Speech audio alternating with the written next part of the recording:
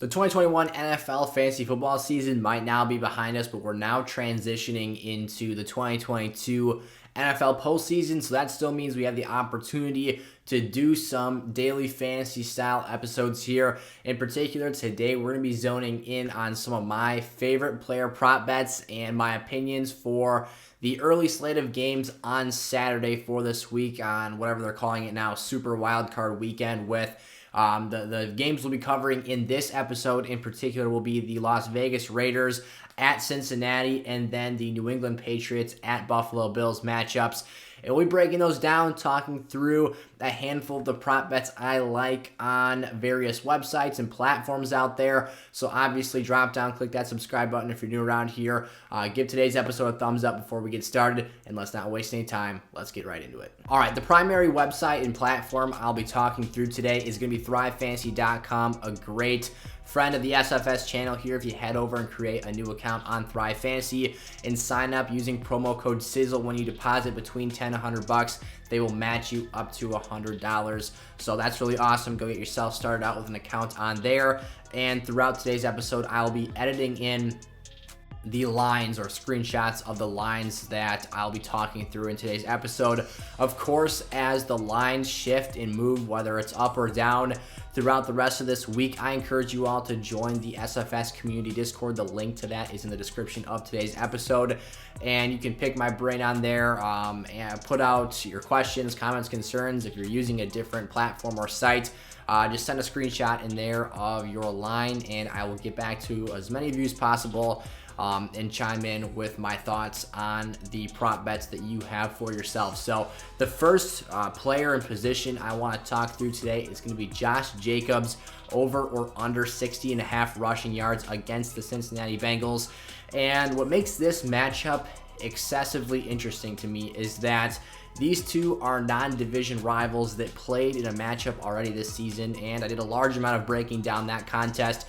Looked through matchups, and obviously we'll talk through the rest of those throughout today's video, but I wanted to really get a feel for how that game went. I went back, refreshed my memory, watched some clips of that game, and really did a deep dive into these two teams' approach to this game and how I inevitably see this thing playing out. So I think one of the key things I want to note on when heading into this matchup is that the final score of that original contest back in week 11 does not paint the entire picture of how close and competitive that contest was for 4 quarters.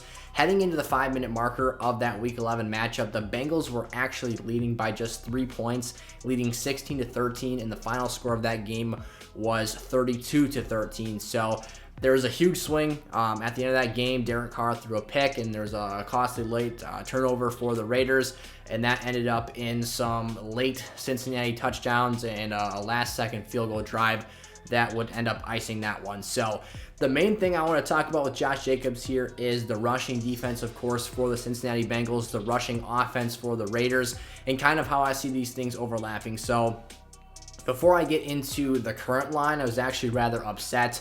Probably an hour or two before I was going to sit down and record this episode, the line was sitting at 67.5 rushing yards. In that case, my argument was going to go to pick the under, because obviously that's a relatively large spread for a running back in the rushing yards department. The Bengals being the number 5 ranked run unit throughout the NFL season this year, allowing just 4.3 yards per rush. I felt like that was an advantageous matchup, and the only games in which Jacobs was able to go over that 67.5 yard marker were against the New York Giants, the 25th ranked run defense, the Dallas Cowboys at 16th, Denver at 15th, and then the Los Angeles Chargers defense, the 30th ranked rushing defense. So I felt like there was a really good opportunity here with the Bengals being so high in the overall rushing defensive category throughout this NFL season, and having Josh Jacobs not go over 68 yards in any contest against a top 14 ranked run defense. I felt really strongly heading into this matchup. The games in which he played a top 10 opposing rush defense against the Indianapolis Colts this season, he had 63 rush yards. They are number 10th ranked. 34 against Baltimore, the number 1 ranked running defensive unit. 29 against Philadelphia. They ranked number 9 this season.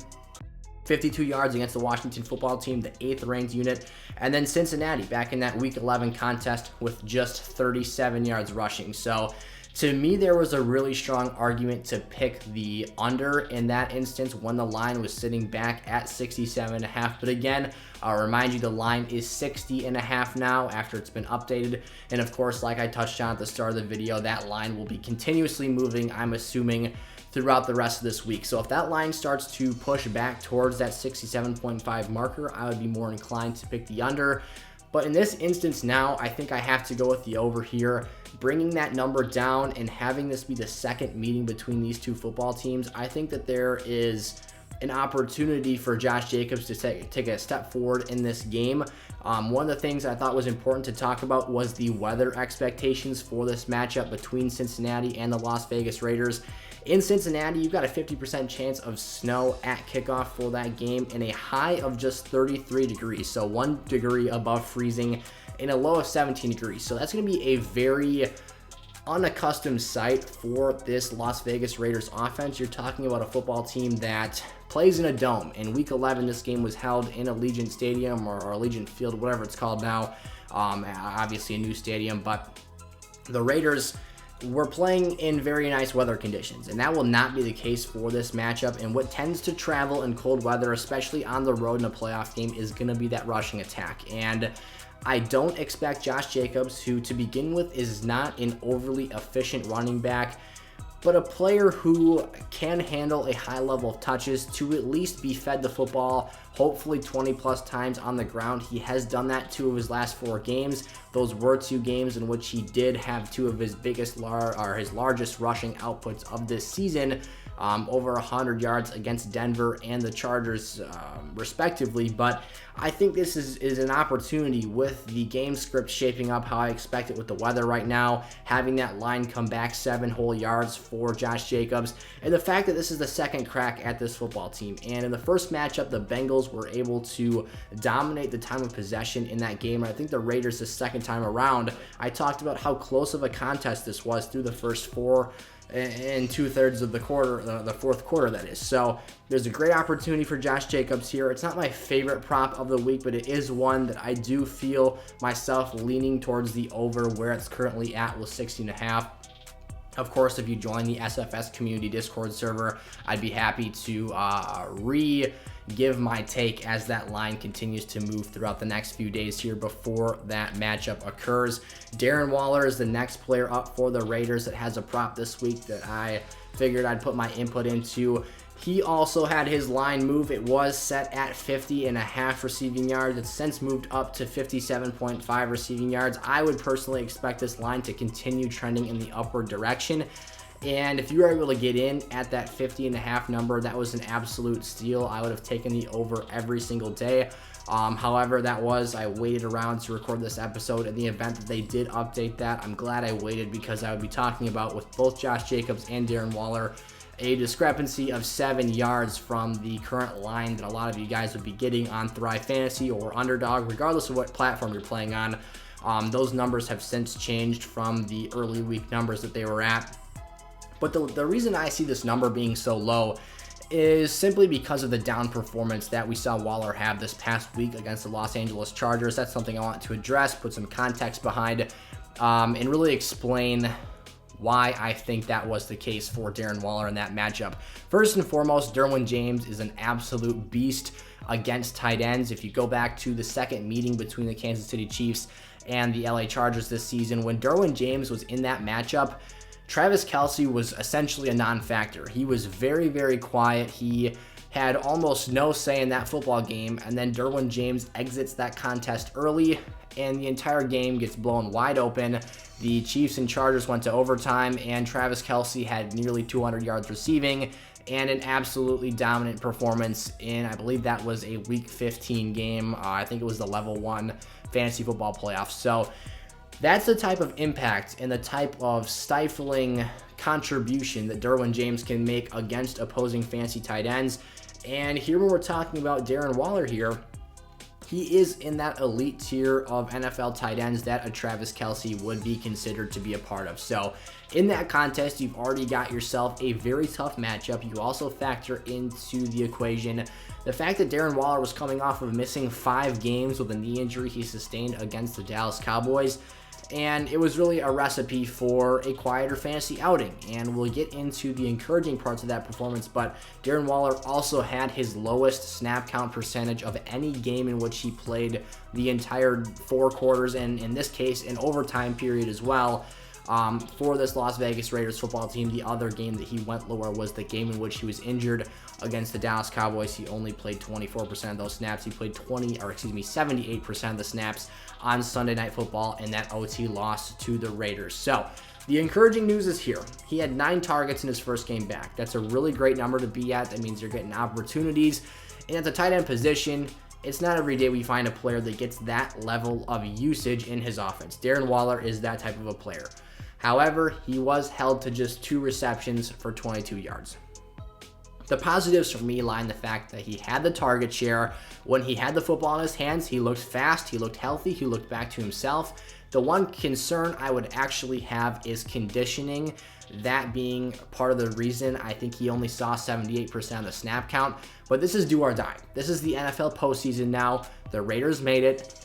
You win or you're going home. And I think your best players are going to be on the football field in these matchups. My favorite time to do prop bets is during the NFL playoffs, because I think that at the end of the day, I don't want to say the games get more predictable, but I think that there is less odd occurrences happening. And I think that in general, the expectations for most games follow through. And Darren Waller, hopefully coming back even more healthy than he was last week on Sunday Night Football. He was a limited participant in practice early on this week, so that's something else to take into consideration here. However, I think he'll be healthy, ready to go, and again, taking a step forward in a positive direction as we approach this Saturday playoff game between the Raiders and the Cincinnati Bengals. So in the first matchup, the first meeting between these two teams this year, Waller had 7 grabs, 116 yards, and was completely dominant. And what makes me love this matchup again and this number, even though it increased by 7 yards today, is the fact that when I watched that game,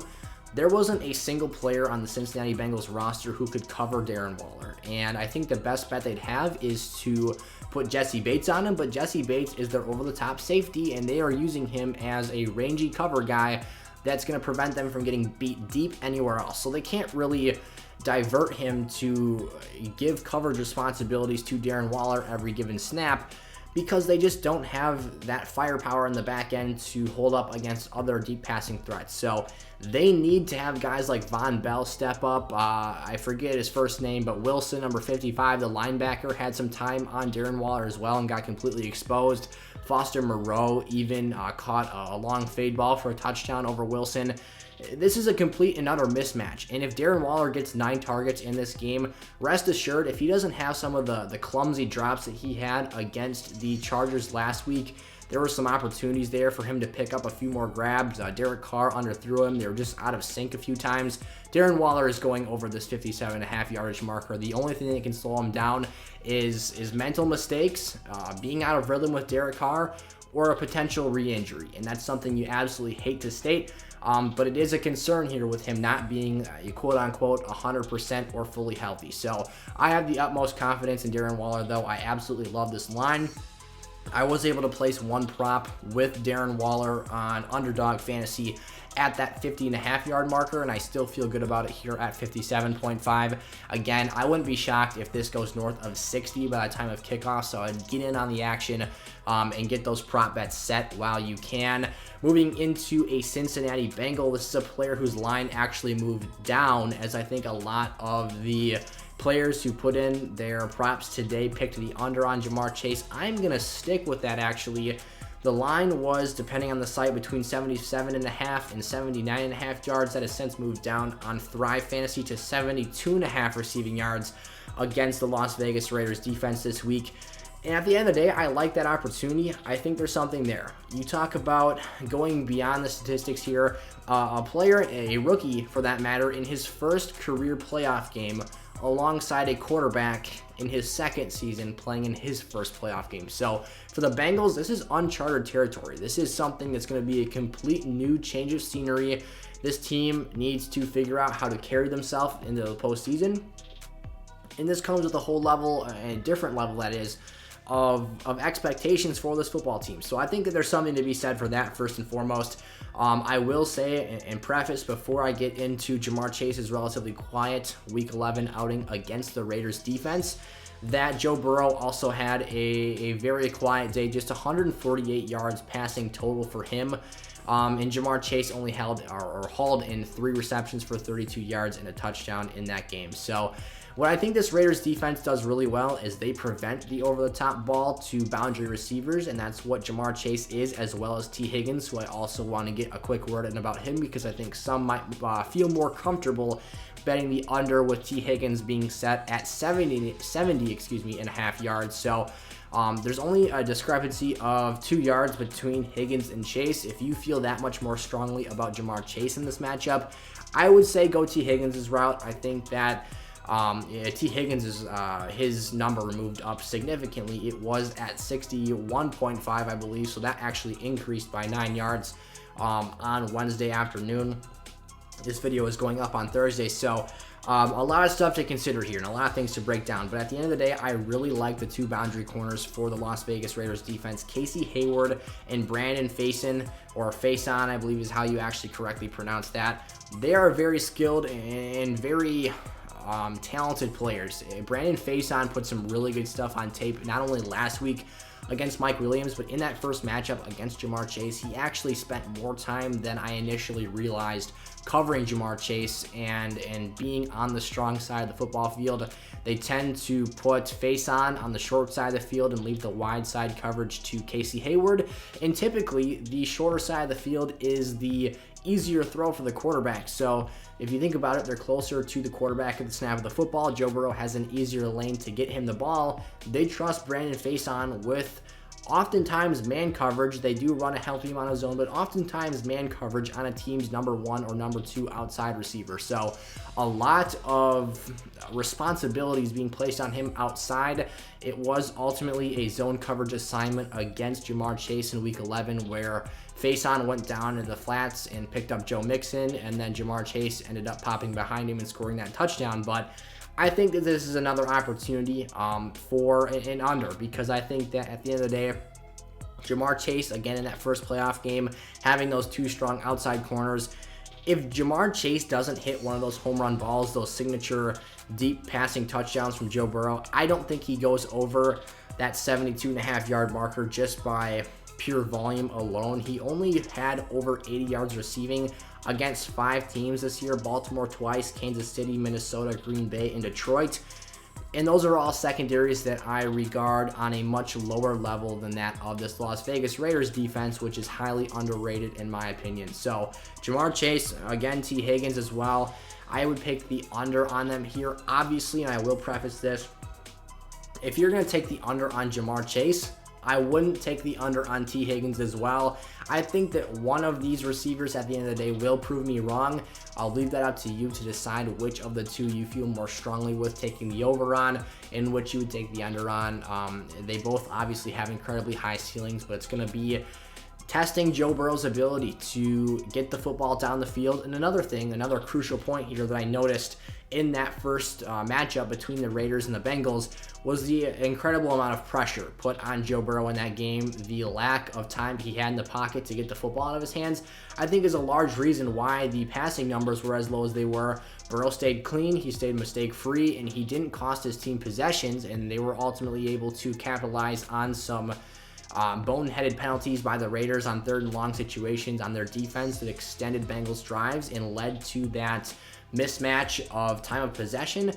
If the Raiders clean that up a little bit the second time around, if they play a little bit more within the confines of the rule book, or hey, maybe the refs even let them play in this contest, be it a playoff game and a winner-take-all situation here, I think that the game script plays out a bit differently the second time around. I actually like the Raiders as dogs right now. If I'm betting the spread, I'll have my playoff predictions hopefully coming out sometime later this week. But all in all, I think that you have to assume that the other receiver not named, if you're taking the under on Ja'Marr Chase, I might take the over on T. Higgins, or just leave that line alone completely. But what I would certainly not do is bet the under for both of these receivers. It was actually Tyler Boyd in the first game, surprisingly enough, that had the most success out of the slot. I think that's the best matchup for this Bengals offense. Boyd isn't someone who had a fantastic or spectacular season. He's been kind of overshadowed by Chase and T. Higgins, but he was the guy, 6 grabs, 49 yards, that had the team lead in receiving yardage for this team back in Week 11. So I don't know if that'll be the case here again in the wild card round of the playoffs, but something to consider nonetheless. Hunter Renfrow, back to the Las Vegas Raiders side of things. His line is set at over or under 54.5 receiving yards. Referencing back to that first Week 11 matchup between these two teams, as if I haven't done that enough already. You look at a game that was particularly quiet for Hunter Renfrow. He only had 4 targets, but caught all 4 of them for 30 yards receiving, and I think a lot of that was chalked up to the on-paper difficult matchup between himself and Mike Hilton, the slot cornerback for the Cincinnati Bengals, a former Pittsburgh Steeler who, by PFF and other sources, is widely regarded as a top 5 slot cornerback in the National Football League. But when I dug deeper into the numbers, and when I looked at that matchup, what I just saw for Hunter Renfrow was a lack of opportunity. And in games when Hunter Renfrow has had enough opportunity this season, that being 6 or more targets, he's had all of his games this year that have surpassed this 54.5 receiving yard marker. And 6 targets, again, was the floor. Some of them were 7 targets, 8 or 9.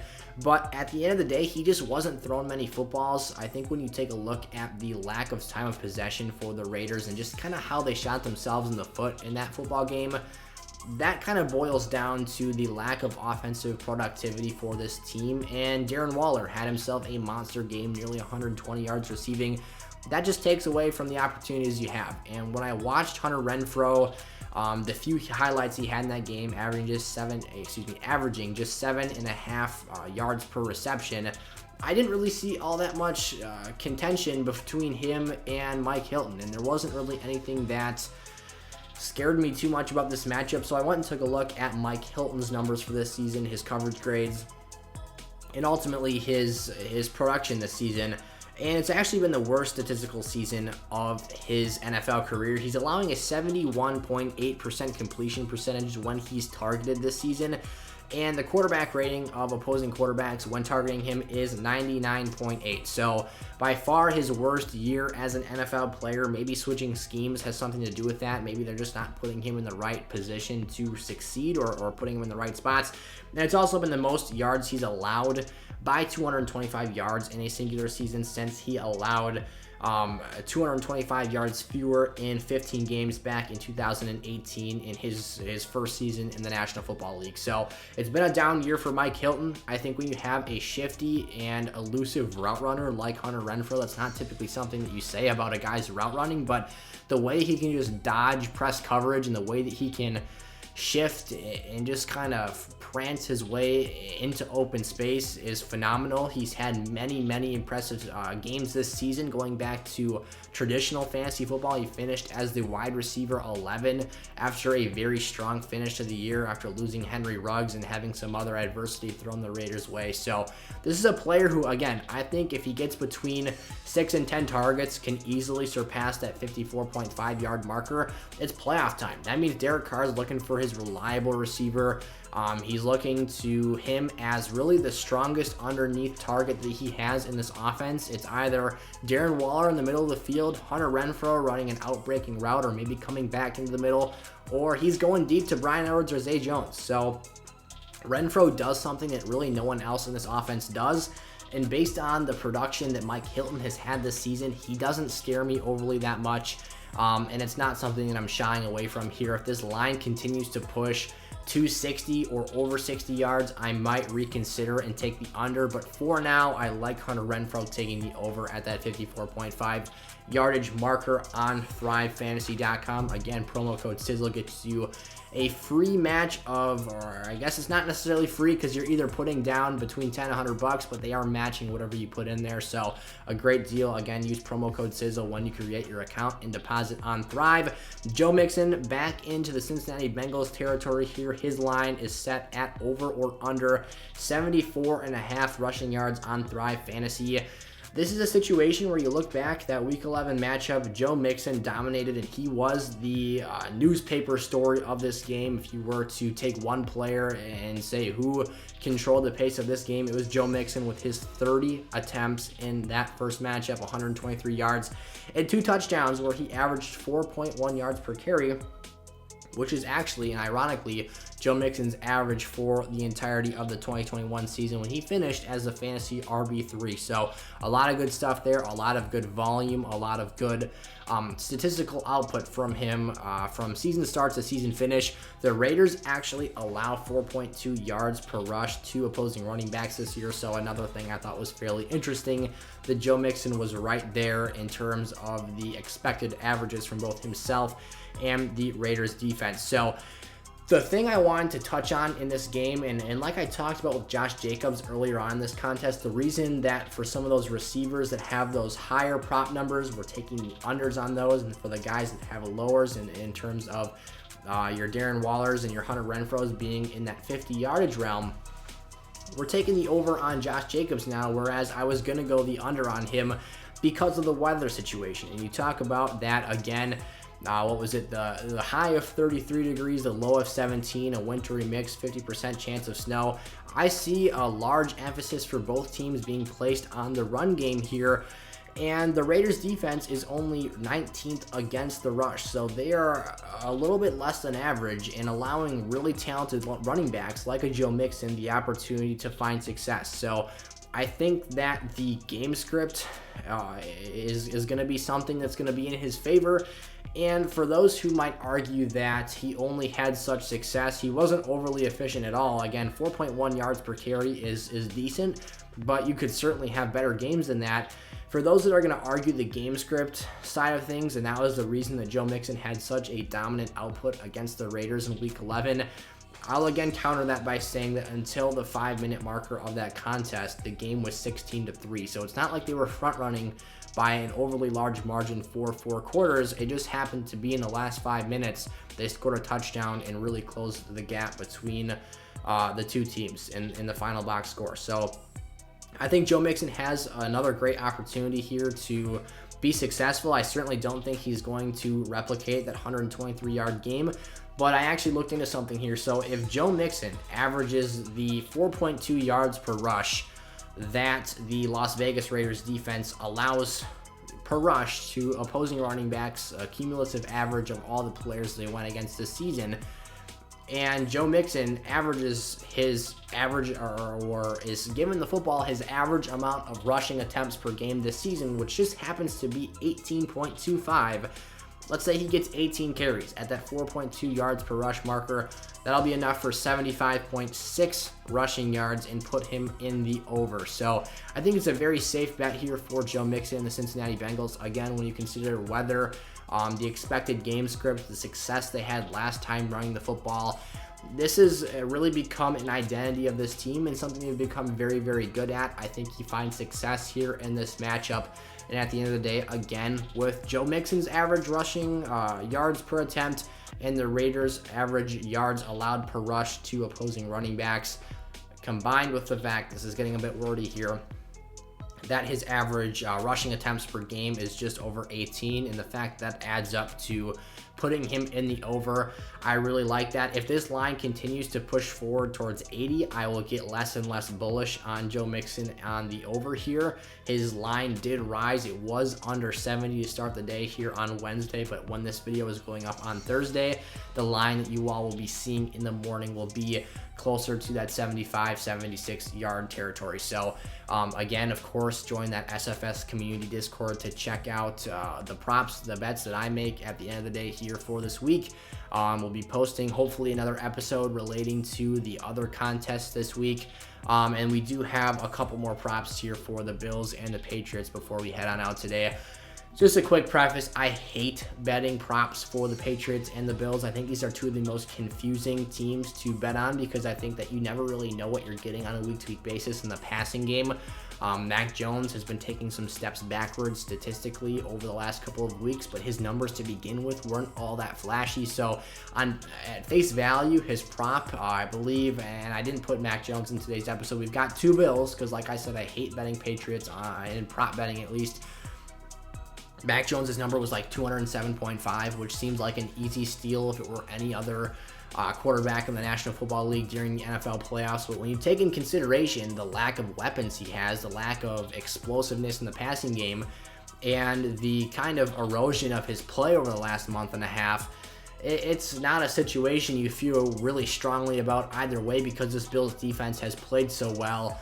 But it's also the Patriots, and they're so cinched up, and they seem to be so well put together every week. I feel like anything can happen there. So the one or two props I will be making are Devin Singletary here at over or under 59.5. I'll take the under on that. And this one for me at face value seems maybe more simple than it should. I think that, we took a look at the weather for the last game. That's something I think is going to be really important for this game as well. You've got a 30% chance of snow in Orchard Park, that being the Buffalo Bills home stadium, a high of 14 degrees. So it is going to be absolutely freezing at that game, and a low of just 5 degrees. So they better bundle up, dress warm, or they're going to be running around and not being able to feel their legs because of how cold it's going to be there in Buffalo. So that's the first thing here. And at face value, that screams run the football. But if there's anything that the Buffalo Bills don't like to do, it's run the football, at least with their running backs. In 2 games this year, obviously this will be the third meeting between the Bills and the Patriots this season. They are division rivals and, of course, split their games, one apiece this year in the regular season. In 2 games this year, Devin Singletary has failed to crack 40 yards rushing against this Pats team. And now Devin Singletary is someone who has been trending up lately. He's been playing very hot in the rushing department. He's actually seen an increase in volume, efficiency. It's all been great. In 3 of his last 4 games, he does have 19 or more carries. However, you guessed it, the one time he didn't have more than 19 carries, or 19 or more that is, was against the Patriots. In that second matchup against them at, I forget where they were at the second time around this year. But nonetheless, Devin Singletary's volume has not been there this season against the Pats. In the blizzard against New England, he had 10 rushes for 36 yards. If you remember back to the game I'm referring to, it was the Week 13 contest when it was absolutely freezing outside.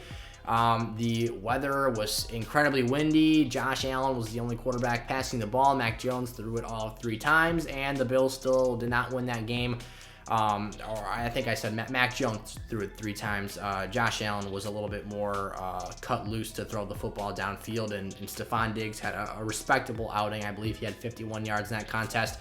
Nonetheless, though, Devin Singletary has not produced this season against the New England Patriots for whatever reason. He in the second game, he saw 12 rushes for 39 yards. So 36 yards, 39 yards. You've got a relatively established level of consistency between those 2 games. And the only usage that Zach Moss had in those 2 games was 11 total carries. So it's not like Zach Moss is out here dominating the touch count or surpassing Devin Singletary in usage. It's just plain and simple against the Pats defense, which I don't know why they wouldn't run the football more. This is a team that is just ranked 22nd against the opposing rushing offense. You would think that the Bills would hand the ball off a little bit more and rely more on those backs, who I think are very talented players. You think they'd rely more on them than they do, but they don't. In 2 games, again, he has not surpassed more than 12 rushing attempts, and that's what he needs to do here. He's a talented and skilled pass catcher, and if he wants to go out and hurt the New England defense in that phase, go for it. But at the end of the day, 60 rushing yards is something I don't think that he's going to reach in this matchup. He's certainly capable of doing it, and if they were to give him the football 20, 23 times, you never know what might happen. But in those 2 games, that wasn't the case. They split them. The offensive coordinator for the Bills has said that the weather is not going to deter them from throwing all over the yard. It seems pretty simple to me. I'll take the under on Singletary. And then finally here, the last prop I'm going to make in that game for that Saturday slate of matchups is Stefon Diggs over his 65.5 receiving yardage marker on Thrive Fantasy. Actually, I think it's 66.5. His line changed, and I forgot to record that accurately in my notes. But I believe it's 66.5. You guys will see it on the screen. So if I'm talking nonsense here, you'll see that up there, how it's accurately reflected at the time of recording this video. But essentially here, my argument for Stefon Diggs: he's the clear-cut number one in this Bills offense. Josh Allen and him have such a chemistry, have such a rapport. They want to get Stefon Diggs the football. And what was really telling for me against this Pats team, who has a very good secondary, I would argue that's the strength of their defense, in that monsoon, blizzard, whatever weird weather phenomena you want to call that, Stefon Diggs was still targeted 7 times and still had 4 grabs for 51 yards. So Diggs was being used even in a game where the weather was anything but accurate for passing the football because of the rocket arm that Josh Allen has. And I will say that those other 3 targets that weren't caught were very nearly missed opportunities that could have turned into an increasingly long play. So when you've got a QB with the arm strength of Josh Allen, with the ability to throw the football that he has, the upside is very, very high. He did have 85 yards on 13 targets in the second game against the Pats, where the weather was quite a bit better, obviously by New England and Buffalo standards. But here, the third time around, I would expect, if they meet between the two, that's right around that 66.5 yard marker. And I have confidence that in a game when all the marbles are on the table for both of these teams, that Josh Allen will be looking number 14's way and doing everything he possibly can to get him the football. So again, to me, I think that these 2 Bills props here are a little bit simpler and go beyond just the basic numbers. I think that it's more of a feel for me with these 2 picks. I think that it comes down to the identity of this football team and what their tendencies have been all 17 games they've played this season. So let me know your thoughts down in the comment section below. Of course, I'm always welcoming your guys' opinions, and if you have any questions, you can drop those down for me there as well. Remember, in the description of today's episode is the invite link to the community Discord server. I would love to have you guys hop in there, chat in the DFS/prop betting channel, and ask for any advice you'd like this week, or get my thoughts, pick my brain on any of these circumstances that we've got for this week's game. So as we continue to get more props, more lines, all that great stuff for the games on Sunday afternoon and even heading into Monday, I will do my best to get out another episode of this sort for those matchups, and I hope to see you guys there. Thank you guys so much for tuning in. I'll see you guys there. Peace out.